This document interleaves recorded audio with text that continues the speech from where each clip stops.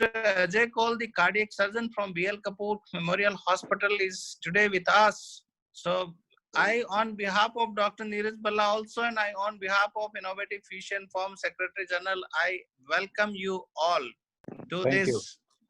Very senior people are there. Dr. Ajay Kaul, good afternoon, sir. Thank you. Thank you very much. All right, so good evening, everyone. I'm back. Sorry for little glitches in the IT connectivity. Thanks, Dr. J, for taking the initiative and initiating the meeting. So, yes, sir. As you know, we are part of ECHO India. This meeting is part of ECHO India, which is purely a scientific-based and clinical issue-based meeting. Many of the participants are old from our previous meeting, but quite a few are new also. So I just thought that we will tell a minute about what is ECHO India. So ECHO stands for Extension for Community Health Outcomes, and the idea is to disseminate information and in a case-based format, a scientific discussion for about 1 hour, where we will be discussing real clinical issues. And this time, on the request of the cardiac surgeons and for the benefit of our cardiac residents, as well as for all of us, we are visiting a topic in congenital heart disease, which is common, which is quite often diagnosed in adulthood serendipitously when the patient comes across to any one of us.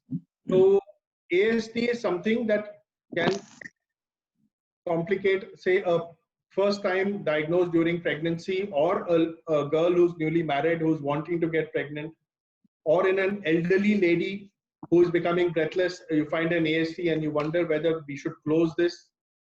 So secondly, in small children, whether or not we need to intervene, how should we intervene? So there are many clinical issues, and like I said, it affects all ages. It is not just the domain of the cardiologist or the cardiac surgeon, and this is why I felt it's an appropriate forum for our discussion. So what is going to happen is that we are going to have a case presentation by Dr. Samad, who is one of our cardiac surgical residents.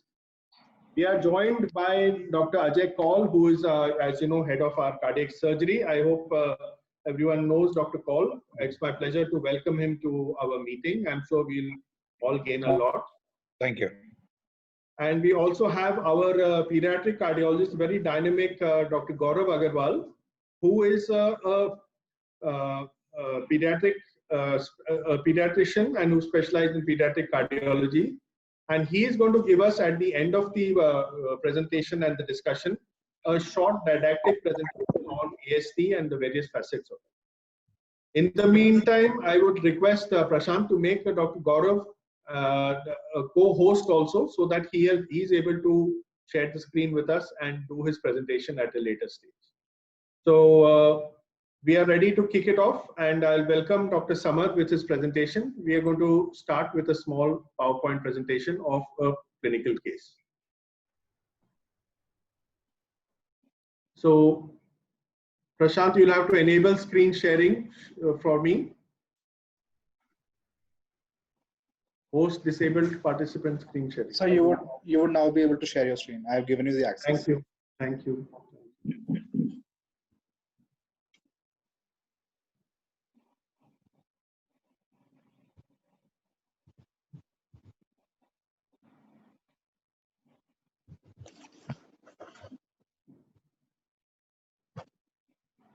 So over to Dr. Samad. Dr. Balla, sorry to interrupt, but we cannot see the presentation.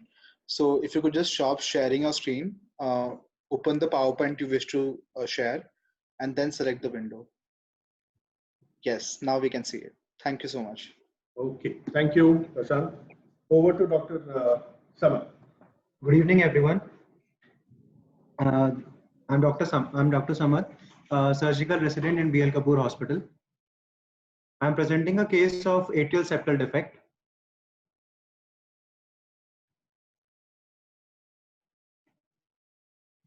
A 42-year-old male patient presented to us to an OPD with complaints of breathlessness on exertion, fatigability, and palpitations. He was apparently all right around a year back when he started symptoms getting worse. He was breathless with moderate to severe exertion, which comes under NYHA class 2 and 3. He used to get tired. There was couple of he also complained of palpitations. He had no associated symptoms like chest pain or recurrent chest infections.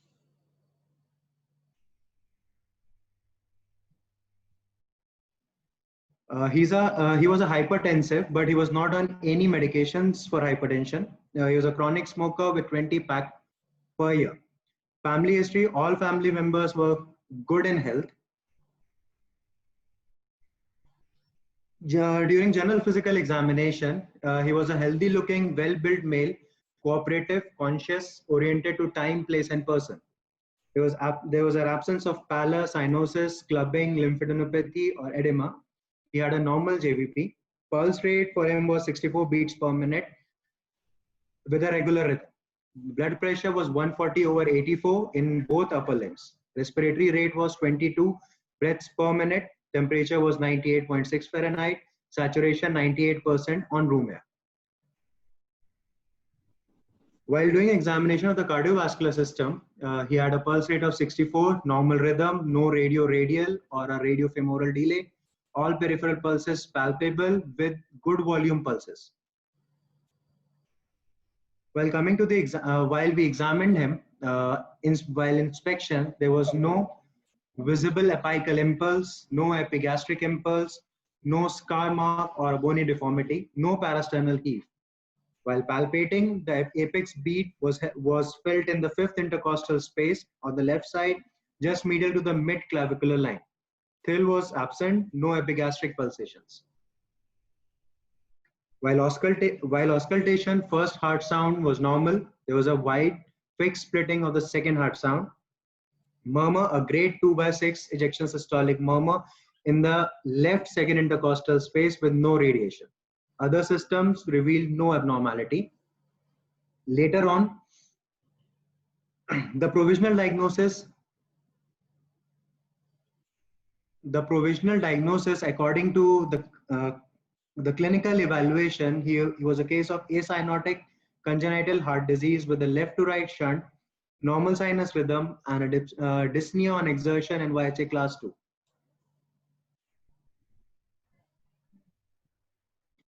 We did an ECG. ECG showed a sinus rhythm with a rate of 60 beats per minute. There is a RSR pattern in lead V1, V2, V3 with a mean axis deviation of 90 degree and a RS ratio in V1 more than 1, which was suggestive of a right ventricular hypertrophy, and also suggested of incomplete right bundle branch block with a right axis deviation.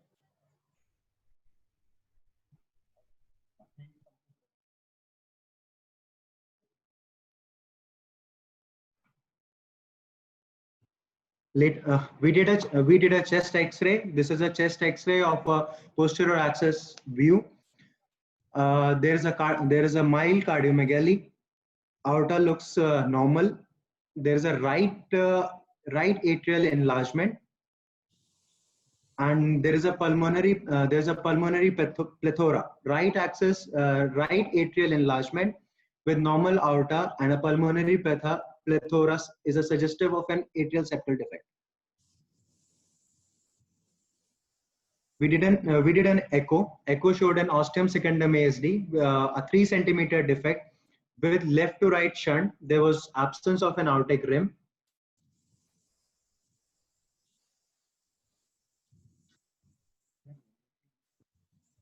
A QP by QS ratio was more than 2:1. Dilated RARV, mild tricuspid regurgitation with a PA pressures of 30 millimeter of mercury, normal LV and LA. Left ventricular ejection fraction at 55%. Grade 1 diastolic dysfunction was present.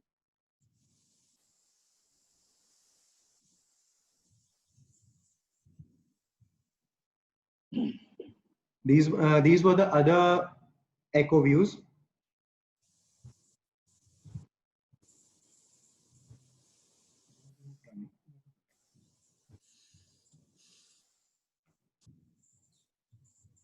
So I think you've finished with your presentation.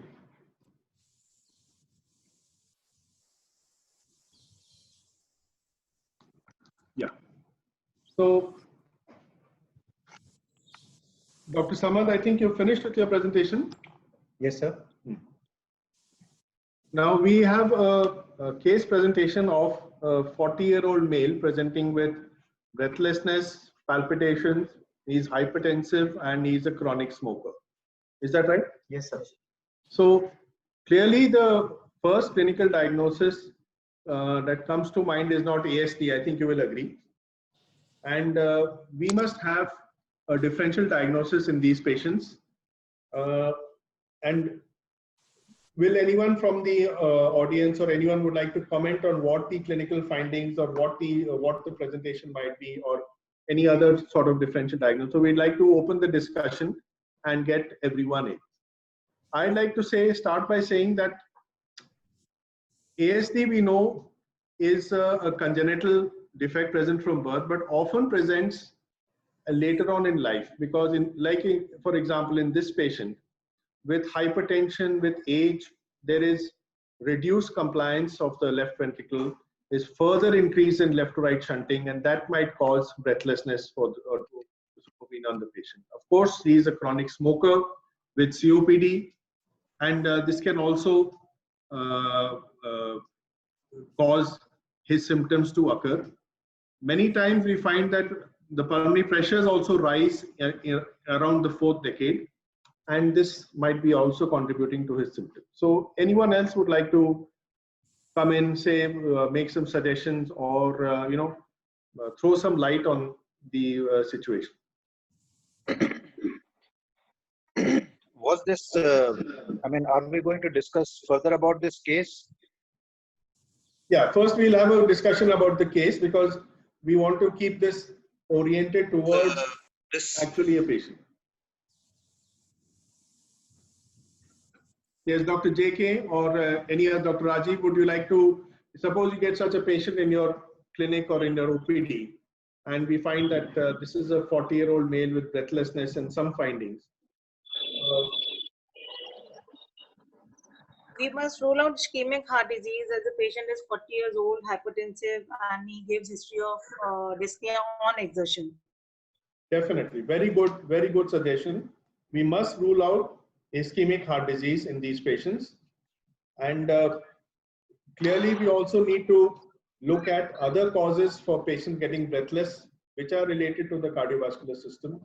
So ischemic heart disease. Yes, go ahead. Sir, I think that we should roll out also anemia also. Even the patient who has no congenital heart disease and has severe anemia, we can find out on auscultation the systolic murmur.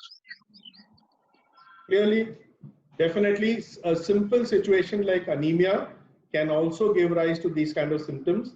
But yes, we need to look at how, on examination, you should be able to clearly make out whether the patient is significantly anemic to become breathless or to get these kind of problems. Yes. Yes, Dr. Padmashri was wanting to say something, I think.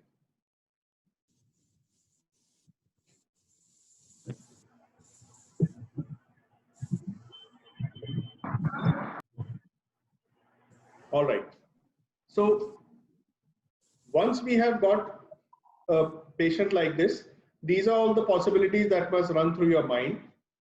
Their key clinical features are features of RV volume and pressure overload, which clinically we can see with a couple of things. One is, if you put your finger in the epigastrium, you might feel a prominent RV pulsation. You are able to get a dynamic RV impulse in the left parasternal area rather than a hypertensive pulmonary left parasternal heave, and you will get a prominent or a palpable second sound. When we auscultate these patients, what we find is that The second sound is both wide, it is fixed, and it is relatively louder as compared to the first sound. You should, if you are able to hear well, and if you are a fresh DM, you will be able to hear a tricuspid flow murmur and a right ventricular third heart sound, which signifies RV volume overload. So once you have this kind of clinical syndrome, then you should start thinking of ASD. The other differential diagnosis that will come to mind is a pulmonic stenosis or other features of increased flow, or other, you might say, what in cardiology terms, which I don't want to really use, are other pre-tricuspid shunts. But some simple things like thyrotoxicosis, pregnancy, fever, anemia can mimic these clinical findings very, very easily. And we need to, from our clinical examination, find out what this is. Definitely going to the ECG, it is very, very useful. If you get a right axis deviation and incomplete right bundle branch block, with these findings, it is almost pathognomic of a secundum or a common atrial septal defect.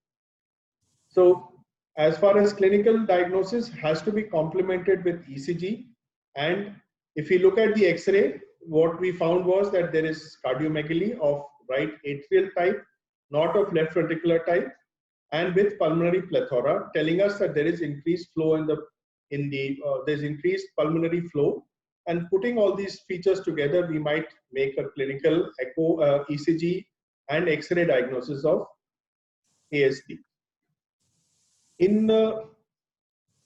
By and large, when we were students, we could diagnose 80% of congenital heart disease with the aid of these three, and echo is only required to confirm the findings.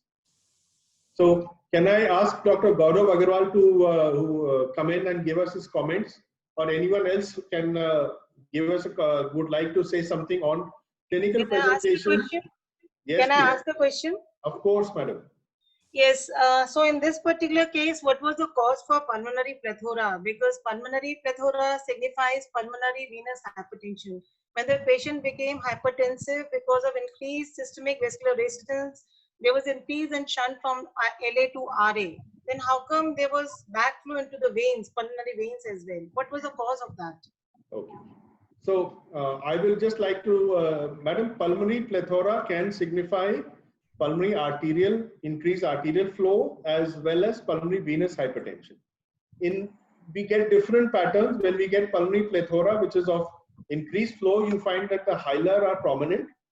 There's bronchovascular markings, which you can see prominently up to at least 2/3 of the X-ray lung fields. Yeah. So once we get this, you will believe that this is pulmonary hypertension, and you get a prominent pulmonary artery in the left border of the left silhouette of the heart.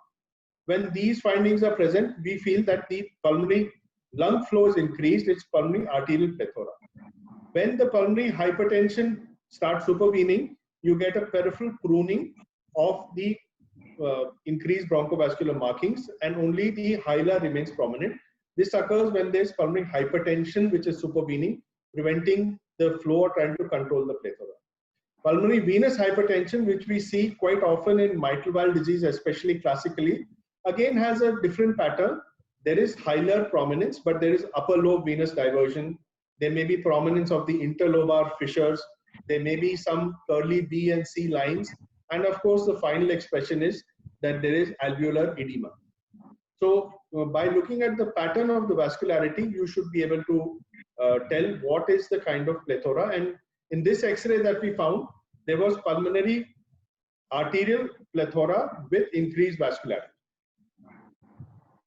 Can I come in, please? I just want to add one comment.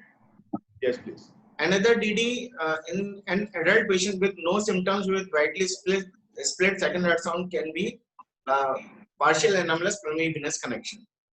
Yes. Because the patient will be asymptomatic. In this case, the prolonged venous return to the right side will cause the dilatation of the right ventricle and right atrium. This will cause the widely split and fixed second heart sound also. This is also associated quite commonly with a sinus venosus defect. So you can say part and parcel of the ASD. with a PAPBC. No, I am. Even I'm just saying, I'm just clarifying that quite commonly. But if you have a partially anomalous pulmonary venous connection, even without an ASD, you might have increased pulmonary flow. Is that what you're trying to say? Yeah. Yes, sir. Yeah. So, can I comment on the pulmonary plethora? Yes, of course. Can we? Would you like that to be shown on the screen, or you would like to? Yes. Let us show that on the screen again. If it would help if it was shown. Shahzad, can you help us with this?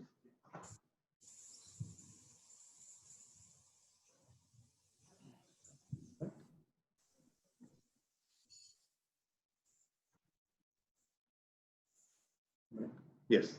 Okay. Can everyone see the X-ray? So, like Dr. Bhalla pointed out, pulmonary plethora in the chest X-ray is a manifestation of an increased pulmonary arterial flow. And you can see that quite clearly here. If you look at the bilateral hyla, you can see the end-on arteries are numerous. Not only are they numerous, they are larger than the adjacent end-on bronchioles. Large end-on arteries, larger than the end-on bronchi. Okay. Thank you. Large number of end-on arteries in both hyla indicate increased pulmonary arterial flow. Pulmonary venous hypertension, the first change is cephalization of blood flow, or the mustache sign. So there's quite a clear distinction between the two on the chest X-ray. Dr. Sushant, your voice is not very clear to us. So we get your point that it's quite. We are able to make out there are several points that help us to look at pulmonary plethora and decide whether this is an arterial increased vascularity or pulmonary venous hypertension. Yes. Is that right? Yes, that's right. Dr. Bhalla, can I just one comment? Yes, of course. Yeah, see, the concern of a surgeon in this case would be, there is lung pathology. So we got to be very careful whether the symptoms are because of the lung problem or because of the ASD.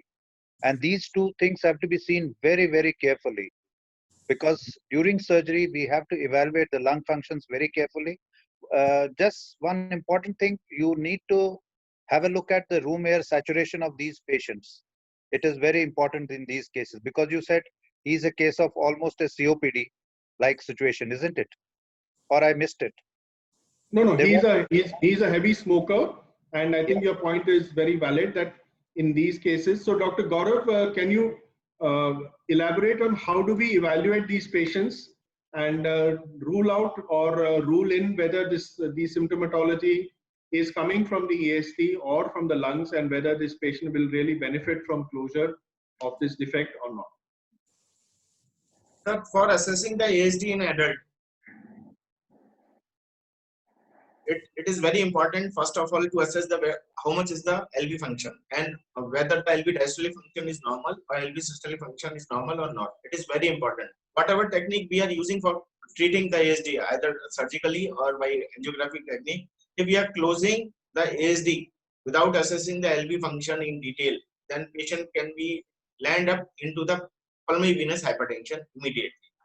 So before planning to treat such type of adult ASDs, we have to take care of LV in detail. And in lung issues, we can take the help of pulmonologist, and we have to assess whether the patient, because the history of chronic smoker, then we have to assess for COPDs also. In that case, we have to take opinion of pulmonologist also to rule out long-standing COPDs. And if all these things are there, then we have to take care first before treating ASDs. Dr. Bhalla, may I ask one thing? Yes, please, Dr. Verma. Do we confuse with the cor pulmonale? Yes. Do we confuse this case with the cor pulmonale?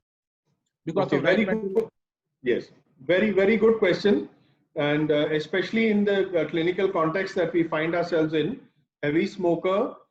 Is this chronic cor pulmonale versus a simple ASD? So, Dr. Gaurav, how would you help us to differentiate chronic cor pulmonale from the effects of ASD? This patient was not having any signs of right heart failure during examinations. There is no clinical evidence of ascites, any epigastric pulsation or any heave can be a finding in ASD. But if there is a right heart failure due to the lung issues, then we have to see for right heart failure signs also. Otherwise, it can be due to simple ASD. Yeah, JVP was not raised in this patient. JVP was not raised. Yes, there is no sign of right heart failure. Yeah. Very good point. Yeah, Dr. Sushant, you were wanting to say something? Yeah, the auscultatory findings would be different too. The auscultation would be different. There would be regurgitant murmurs at the pulmonary valve and possibly a significant regurgitant murmur at the tricuspid valve. Okay. So let me just sum up that patients who have reached the stage of chronic cor pulmonale will have a couple of things. One, clinically, when you see them, they will probably be hypoxic, maybe mildly cyanosed. If you do, they check the saturation likely to be low. They may be clubbed. They will have features of right heart failure, as has been pointed out.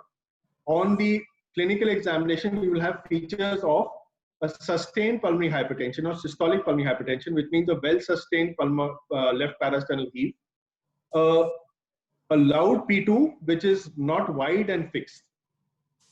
And you will likely to find some regurgitant murmurs if you are able to auscultate. Many times these patients have, of course, a very thick or barrel chest, so you are not able to make out, but these could be the findings. Also on the ECG and echo, you will have clear features of pulmonary pathology, and you will also have features on the ECG which will favor right atrial enlargement, right ventricular enlargement. But yes, this is a differential diagnosis that should be entertained in this patient, and we should use all our means to differentiate. One of the ways is that if we are able to assess the ASD on echo and we find a large or significant left to right shunt by either transthoracic or transesophageal echo, this tells us comfortably that the symptoms are likely to be more due to the ASD rather than the lung failure. Dr. Bhalla, he said, the resident said that this patient also had, right ventricular hypertrophy. I mean, seeing his ECG. So what could be the cause of RVH in this particular patient? Right?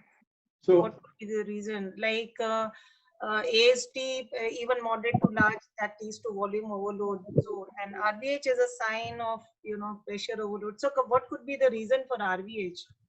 Yeah. So yeah. So you're right.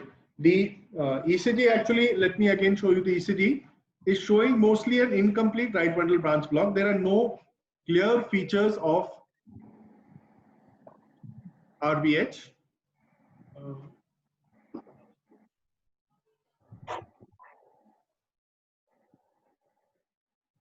Yes, you can see the ECG, yes.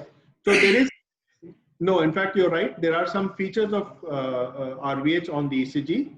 Maybe because there is some component of pulmonary hypertension due to his COPD and due to early cor pulmonale, or due to the fact that he is middle-aged with a large ASD, they can have features of right ventricular hypertension. After all, pulmonary hypertension and starts in the 4th decade or becomes quite prominent in the 4th decade in a patient with ASD alone. And you have about 10 to 15% patients of ASD in the 4th or 5th decade who really reverse their shunt by developing Eisenmenger's syndrome. So this might be a sign. So this patient who had high blood pressure and in case he had also developed pulmonary hypertension, that means the shunt would have been, like, what do you call, bidirectional or a static shunt. Then what was the cause of, the reason for this getting symptomatic? So, yeah. So, patients at this age become symptomatic, as I said, because of 2-3 reasons. One is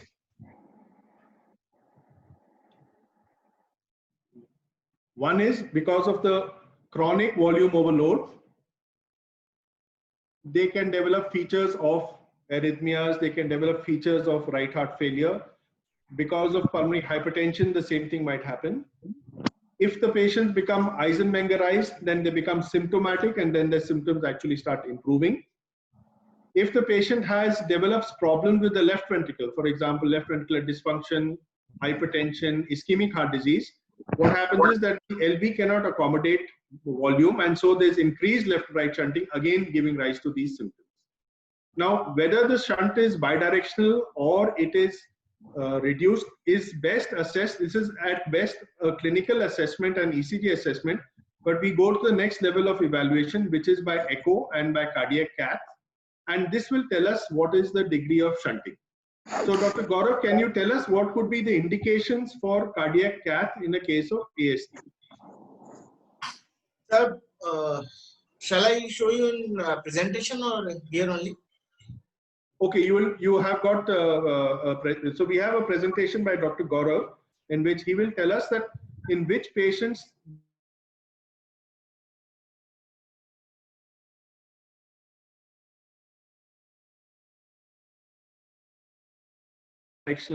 whether there is any point in closing the ASD, whether the patient will be able to tolerate the closure of the ASD. These are the situations in which we do a cardiac cath, and before we decide what to, how to proceed with this. So shall I comment on this ECG? Yes, please. Could you, do you want me to show it or? Yes, sir, just for ECG. Shehzad, it is showing internet bandwidth is low. Yes, please go ahead, Dr. Sandeep Joshi. Yes. Yes, sir. Sir, in this case of ASD, there is very typical signature of the particular type of ASD where we can identify only on the seeing the ECG which type of ASD it is. And in the case or in the by echo, it is already shown that it is ostium secundum ASD. If we see in the lead 2-3 AVF, there is a deflection as Crucitas pattern. It is very signatures are typical, means 70 to 80% sensitivity for to diagnose ostium secundum ASD on ECG. And if we have a prolonged PR interval, and usually in the normal, not in normal, in case of ASD, commonly there is a right axis deviation with right bundle branch block. But if we get a left axis deviation with right bundle branch block, then it diagnosed most commonly favor in the ostium primum ASD. Very good. Excellent. Excellent points. So Crochetard sign is almost sine qua non of secundum ASD. And if you get right bundle branch block with left axis, then you know that you're almost certainly dealing with a primum ASD. I'm sure Dr. Gaurav Agarwal will be showing us some of these features in his presentation. Thanks, Dr. Sandeep. Thank you so much. Sir, just please go ahead. Please go ahead. We are hearing you. Go ahead, Dr. Sandeep Joshi. Yes, sir. In a particular related to sinus venosus type of ASD, there is a P type. Sometimes it's a inverted P wave we will getting on this because sinus venous ASD this SA node, the polarization of SA node is sometimes different. So we get inverted P waves along with the ASD. Then suggest diagnose most in favor of sinus venosus type of ASD. Very correct. Very correct. So if you P wave axis will be different. Yes. So you get inverted P waves in the inferior leads. That is along with the other features. That is quite a common feature with sinus venosus ASD of the SVC type, not of the IVC type. Very good. Good points. Very good points. So if there are no more discussion points, then I think we'll invite Dr. Gaurav Agarwal to give us his assessment and complete the whole picture as to how we go about assessing ASD. And at the end of that, we'll end with any further observations or any further questions or clarification. Right? So over to you, Dr. Gaurav. Thank you, sir. Good evening, everyone. I will discuss in brief how do we evaluate and what are the management options for atrial septal defect in adult. So Dr. Gaurav, please assess the keep the timing and so that we complete your very, very interesting presentation. Shall I go directly to the management? You run through your presentation, but the intervention part you cut short, more on evaluation and a little bit on intervention. Okay. So you can go back to your first slide. You can go back to your first slide. Yes. Yes. Go ahead. As we already discussed, the ASD is the most common congenital heart disease in adult after bicuspid aortic valve, and the most common variety is ostium secundum ASD. 70 to 75% are ostium secundum, and very less commonly coronary sinus defects are there. These are the cartoon showing the various types of ASD. This is a surgeon perspective. In the center, this is the ostium secundum ASD. The hole near the SVC is the sinus venosus SVC type of defect. Important thing is that the true ASD is only ostium secundum ASD. Others are not the ASD. Others are the defect. SVC type ASD never mentioned. It is SVC type of defect. Similarly, the hole near the IVC is the IVC type of defect. Near coronary sinus, it is the coronary sinus defect, and near the mitral valve and tricuspid valve, it is the primum type of defect, not the ASD. Most common is ostium secundum. The few slides about the primum defect. It is commonly associated with the primum cleft in the mitral valve with regurgitation in the mitral valve. The defect in the fourth chamber will see nicely in the form of a gap near the mitral and tricuspid valve, as you can see in these videos, and sometimes may or may not be associated with the small VSD. SVC type of defect is commonly seen in the subcostal sagittal plane. This is the plane of atrial septum. Here somewhere will be the fossa ovalis. True ASD part will be here, but it is intact. And you can see a defect here. This is the flow in the SVC. This is the SVC flow. Defect near the SVC is the SVC type of defect, as Dr. Bhalla already told. And this is almost always associated with the partial anomalous pulmonary venous connection of the right upper vein. Similarly, IVC type of defect, for seeing the IVC type of defect, we have to dip the probe posterior and inferior. It is looking like fossa ovalis defect, but it is seen in the most posterior plane. It is the IVC type of defect. Similarly, here IVC is visualized in the sagittal plane, and you can see the defect here. Whenever there is a defect seen when the IVC is open, it is almost always diagnostic of IVC type of defect. Fossa ovalis will be somewhere here. So it is almost always confused with the ostium secundum ASD whenever we are seeing such type of defect on echo. Symptoms of ASD already we have discussed. Most of the patients are asymptomatic, but infant age group in 8 to 10%, the child may have congestive cardiac failure in first year of life with recurrent LRTI, signs of pulmonary hypertension. Otherwise, patients are generally asymptomatic. Arrhythmias and pulmonary hypertension generally occur in third and fourth decade. Examination pending we have already discussed. I'm not going in detail actually. And this was nicely discussed with by Dr. Sandeep. Here you can also see there is a crochet sign here. In the zoomed ECG image, you can see there is a, this is known as the crochet sign with RSR pattern in lead V1. This is almost always diagnostic of ostium secundum type of ASD. In this ECG, you can see a difference here. In lead 1, it is positive and lead ABF is negative. This is left axis deviation. It is a feature of ostium primum defect, not the ostium secundum defect, or it can be a feature of AV canal defect. Echo assessment, we have to focus mainly on the subcostal views because the ASD is mainly seen on the subcostal view. Apical 4-chamber view may give some confusion in the form of dropout, but it is best for ostium primum of defect. What are the types of ASD and what is the status of pulmonary vein? What is the status of IVC? Whether RA RV dilated or not?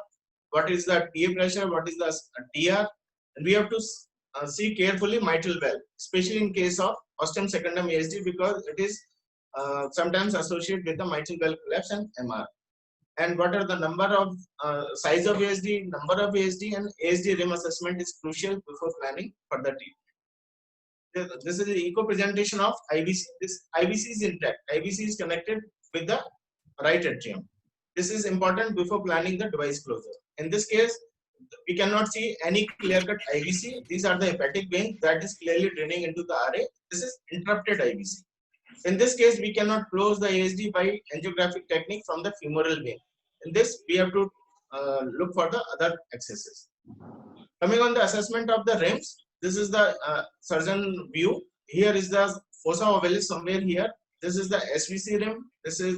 Here is the aorta. This is aortic rim. Here, opposite to the aorta is the posterior rim. Near to the IVC is the IVC rim, and near to the tricuspid and mitral valve is the AV valve. Okay, these rims assessment is crucial before planning device closure of the ASD. In echo presentation, this in ostium secundum, this is a sagittal plane. In between is in middle of part is the ostium secundum ASD. Here somewhere is the SVC. This is the SVC rim. Here is the posterior rim. Left to right shunt maximum occur in diastole in ASD, and right to left generally occurs in systole. And we have to assess the ASD always in two planes, size and shape, because most of the secondum ASDs are oval in shape. And in this case, as you can see, IVC is open here. You cannot see any rim here. This is an absent IVC rim ASD. In this case, IVC we cannot see clearly, but tricuspid valve is open. Tricuspid valve is open only in the posterior plane. Here we can see the small posterior rim. This is subcostal coronal view. This is the AV valve rim. This is the rim opposite to the AV valve. Here some in the middle is the ostium secundum ASD. Four chamber view. This is good for assessing the AV valve rim, and rim opposite to the AV valve rim is the posterior superior rim. In this case, AV valve rim is good in size, but this rim is deficient. Another echo view. In this, we can see the AV valve rim is also good, and a rim opposite to this is also very good in size. In this, we cannot see any rim here. So these rim assessment is very crucial. In parasternal short axis view, aorta is in the middle. Here somewhere will be the aortic rim. In this, the aortic rim is deficient, but the rim opposite to the aorta is the posterior rim. This rim and IVC rim both are the very crucial before proceeding for the ASD device closure. In this, we cannot see any rim here. This is the deficient posterior rim. In this case, we have to be very careful before planning for the ASD device closure. This short axis color flow will be like this. Now coming to these were the transverse. Now coming to the transesophageal, how do we assess the rims on transesophageal? This is the 0 degree view in which the AV valve rim we can see, and the posterior superior rim we can see. The in between is the ASD. And in this, around 20 to 40 degree, the aorta will be somewhere here. We can see the aortic rim and the posterior rim. The posterior rim is good, but the aortic rim looks deficient. In 90 degree view, this is known as the bicaval view. Here is the opening of the SVC. Here is the opening of IVC. For assessing the IVC rim, we have to do the retroflexion of the probe. Otherwise, IVC rim will not appear accurately. Here in this plane, IVC rim is looking good, but the margin of the IVC is little bit floppy. When we rotate the probe to 110 degree, you can see the floppiness of this IVC rim. And this is a very stout IVC rim in bicaval view. The difference in the rim you can assess. The IVC rim is stout in this clip, but in this it is floppy. The color flow in transesophageal echo when the patient is operable will be blue in color. Normally ASD will have left to right shunt lesion, in transthoracic is red in color. But in transesophageal, because the probe is posterior, here is the position of the probe. The blood flow from the LA to RA, the flow will be blue. And whenever it is red in color, it is having an indication we have to assess the patient for PA pressures as well as in LV function. I will let you know in subsequent slides. This is the echo presentation in bicaval view. Here the SVC is here. We can see a defect here. This is SVC type sinus stenosis defect. And what are the indications for closure? Whenever there is a dilated RA-RB with QPQS more than 1.5, we have to treat the patient either by surgery or by intervention. And sir was asking what is the indication for doing cath study. In any adult patient with suspicion of pulmonary arterial hypertension on echo, we have to keep the patient in the cath lab for assessing the PA pressures as well as for assessing the LV function. And what is the LV and diastolic pressure? Because when we are going to close the ASD with high LVETP in an operable adult patient should be less than 12 always. And whenever, if the LVETP is borderline 12 to 13, what can we do? There are two methods for assessing the LVETP. Either we can balloon occlude the ASD or we can put a device if it is suitable for the device. Then we have to reassess the LVDP after 5 to 10 minutes. If it is increasing more than 15, then it is a contraindication for complete closure of the ASD. Otherwise, the pulmonary venous hypertension will be there. Contraindication for closure of ASD: small ASD with no RA-HB dilatation should not be touched. Large ASD with deficient rims, severe pulmonary hypertension or severe LV dysfunction is a contraindication for closure.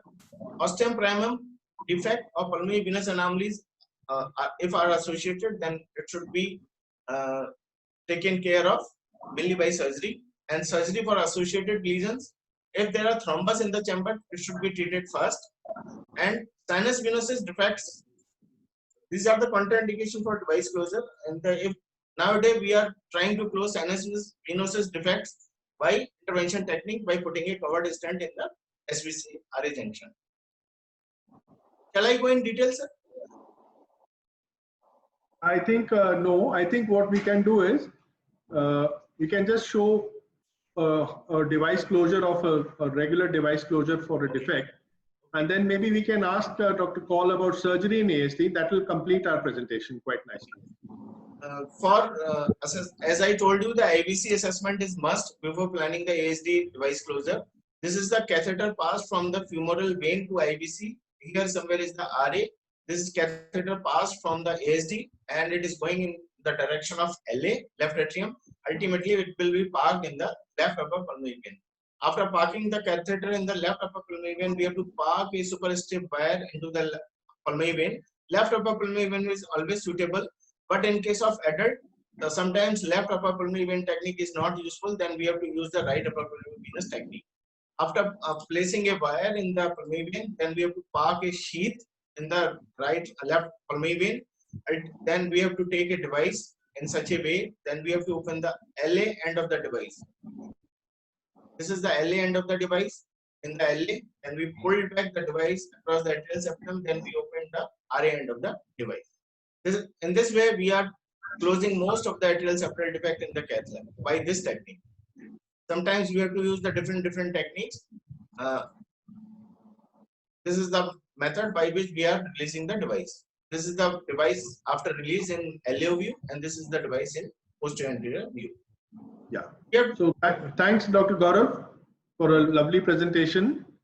And there are many variants on and there are various techniques that we can use to close larger defects, multiple defects. We can put two devices, two fenestration for closing multiple defects. We can use balloon assisted closure for very large defects with relatively deficient rims. So there are various techniques, intervention techniques which have evolved, but for most congenital heart diseases and in many situations that we find that the ASD is not suitable for a device closure, and then we have to rely on the surgeon. So we just like to ask Dr. Kaul to give us a surgical perspective as to what are the approaches, what is the conventional approach, what are the newer approaches, and about ASD surgeries, if he could educate us. Dr. Kaul. Yes, thanks, Dr. Bhalla. Samar, do you have any slides of minimal access ASD which we have performed?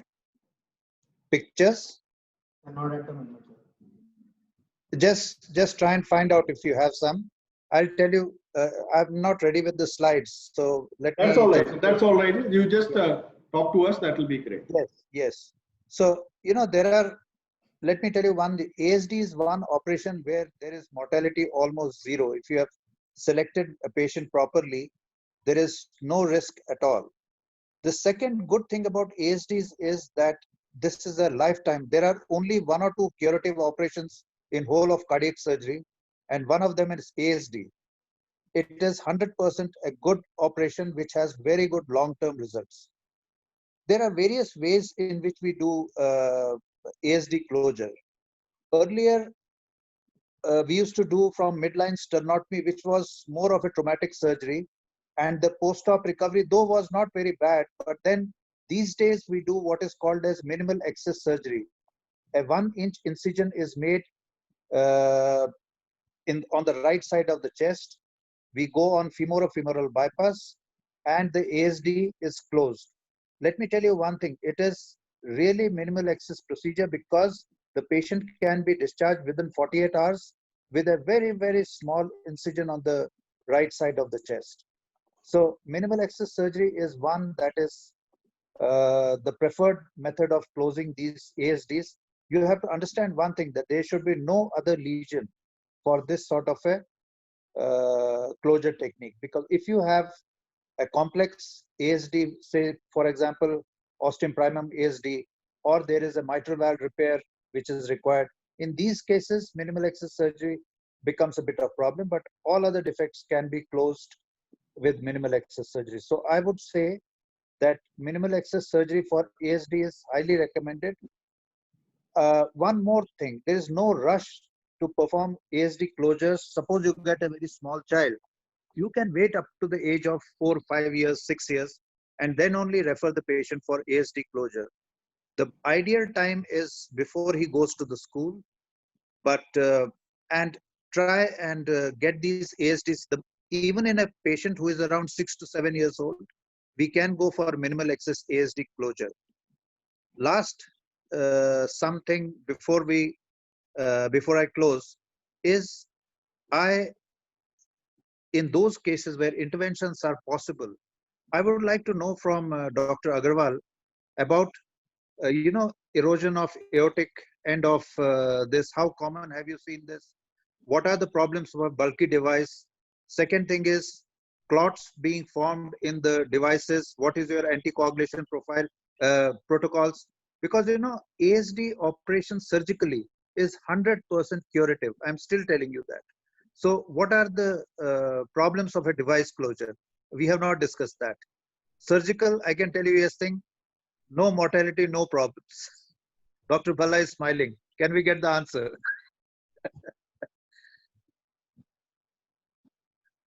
Yes, Dr. Gaurav, what are your comments on long-term outcomes for devices, and what could be the problems of, say, bulky devices? We're going to wrap in the next few minutes. So this is please. I'm going to tell you, it all will depend on the weight of the child, age of the child, and the size of the device we are choosing.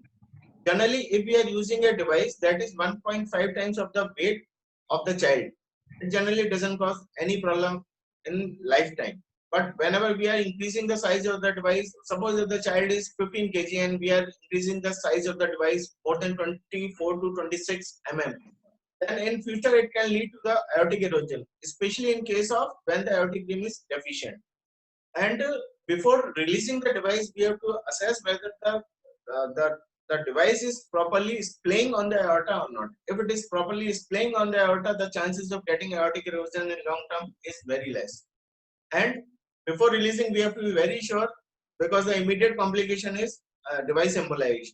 And before releasing, we have to be doubly sure whether all the rims caught by the device are adequate or not. If it is not, then the most dreaded complication in the immediate phase is the device embolization.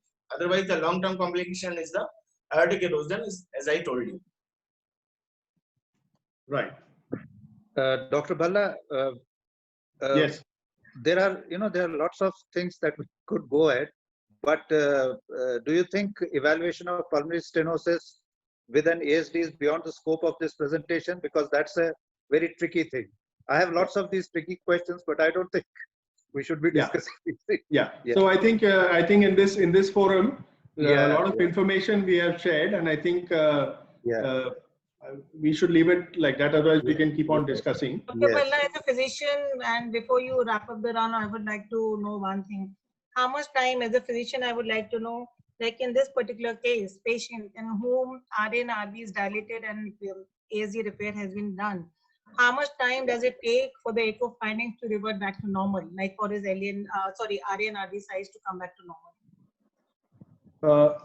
So, madam, it is like this. This is unpredictable as to when the RA-RV size will come back to normal. Okay. It depends on how long and how late you have operated. What is the proportion of the fixed changes that have occurred? The ASD, the shunting is immediately stopped. So the volume overload portion is immediately gone. If there are structural changes in the RA and RV, they may or may not ever revert to normal. Even the ECG of right bundle branch block may never revert to normal. But the hemodynamic load and the subsequent progression and the deterioration due to that will be taken care of. Okay. So, and how long and how frequently do we take the patient for an echo study? How frequently post-operative? Like if a patient comes to a physician, how frequently should we ask him to come back to us for an echo, or until how long, like post-operative? yes, Dr. Gaurav wants to answer that. Please go ahead, Dr. Gaurav. Raise his finger. If it is after device, then if it is a very huge, bulky device, then we should call again after 24 to 48 hours after discharge. Sometimes it may dislodge even after that. And if it is of a nominal size, then we should call after 1 month for assessing the RARB size as well as any displacement of the device. Even the displacement can occur within 1 month of procedure. Then if after 1 month, if it all is good, then we can call after 6 months. Then after 1 year. If all good in 1 year, then we can call after 2 to 3 years. And the anticoagulation, what is the anticoagulation? Sir, Dr. Paul was saying, what is your anticoagulation protocol? If the device size is less than 30 mm, then the treatment is only aspirin. In adults, 150 milligram per day has to be given for 6 months. And if the device size is more than 30 mm, more than 30 mm, then besides aspirin, as I told you, the clopidogrel 75 milligram per day has to be added for 3 months. Yeah. So let me sum up. Let me sum up. Post surgery, the device, the defect is closed. Really, no follow up is ever required. Yeah. Am I right, Dr. Kaul? Absolutely, absolutely. Post device also, usually if the device, if it's not a very small child, if it's in an adult, if the device is properly placed, it's not a very huge device and the device is stable. Really, again, no follow up is required except for routine echoes, maybe once in the post-op and then once a year subsequently, barring the few provisos that Dr. Gaurav has laid out. So device closure is also very quick. It is this PDA closure and ASD closure, if properly selected by and suitable for device closure, one of the easiest and simplest and quickest procedures that we can do to relieve the patient of this problem. The follow-up is quite routine, single antiplatelet for 6 months, and then you can stop it and the patient can have a normal life after that. Yes, if you have had difficulty, the other issues can come. I hope that answers your question, Dr. Padma. Yeah, just last question. In this particular patient who didn't have aortic rim, I mean, what would be the procedure of choice? So if only the aortic rim is deficient and you have got a sturdy rim on the posterior wall, you have got adequate SVC and IVC rims, you can definitely go for a device closure for this patient. Okay. What happens is that the device usually splays along the aorta and that is enough to hold it. But if any other rim is deficient, especially the rim opposite the aorta, that is the posterior rim is deficient, then you cannot place the device safely. The device is likely to dislodge or tilt, and then you have to send this patient for surgery.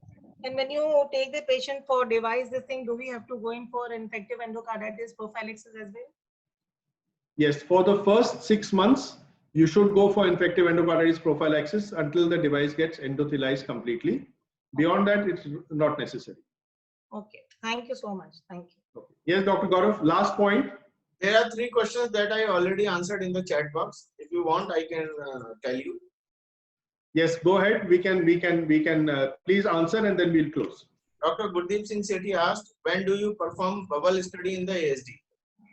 Although I replied, there is no need of, we are not doing routinely, we are not doing bubble studies in ASD.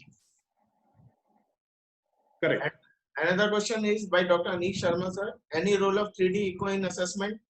Yes, definitely there is a good role in assessment of ASD, especially before planning the device closure of the ASD. Last question was, is there any device leak after procedure?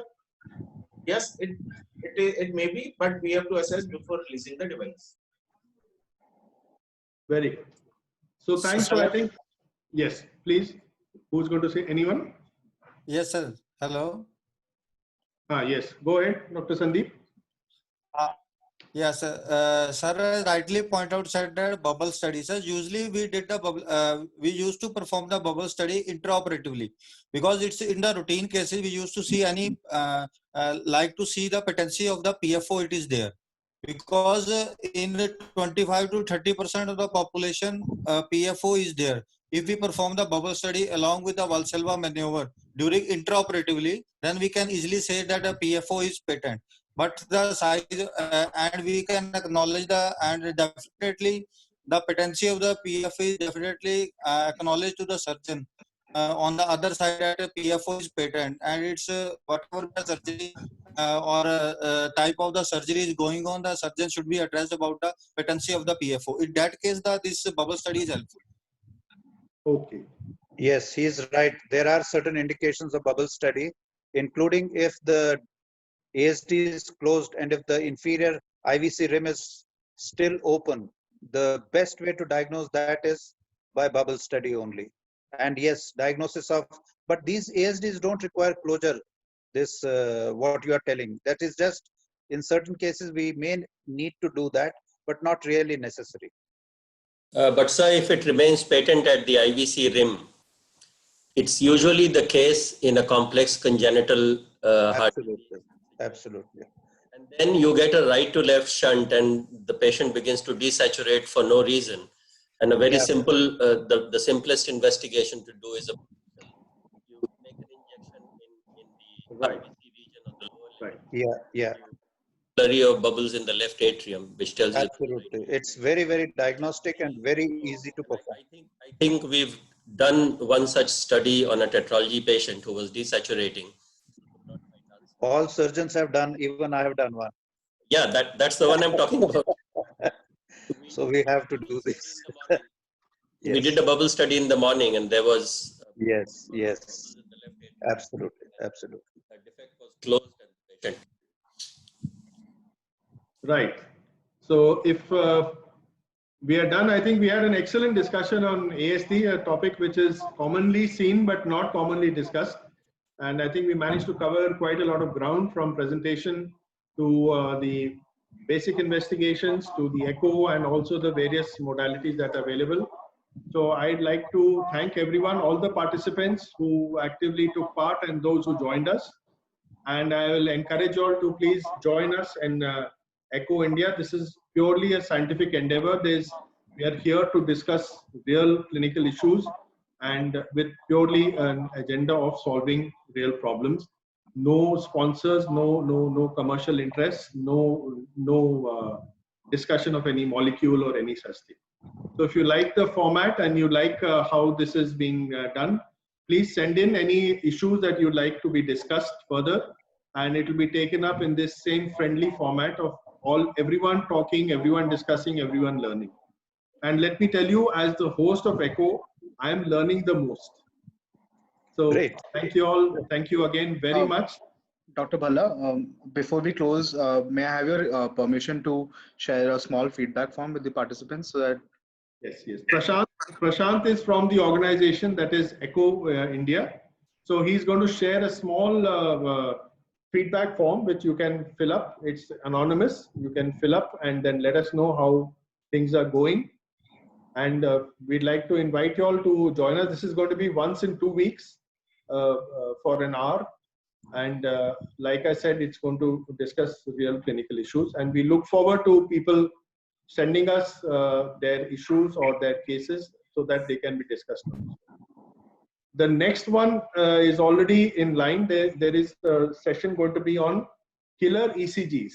That I thought was a nice term, being sent to us by one of our physicians who wanted to discuss that. So we're going to have that session 2 weeks from now, which is going to be the 21st of August, same time, 5:30 in the evening for 1 hour. So please join us for that if you think that will be of interest. So thank you very much.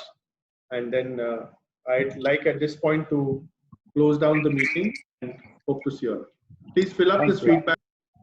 Thank you. Please fill up the feedback form. Sure. I thank you everyone. Thank you. Thank you. Thank you, Dr. Balla, Dr. Ajay Kaul, and the whole Thank you. team. Thanks a lot. Thank you. Thank you.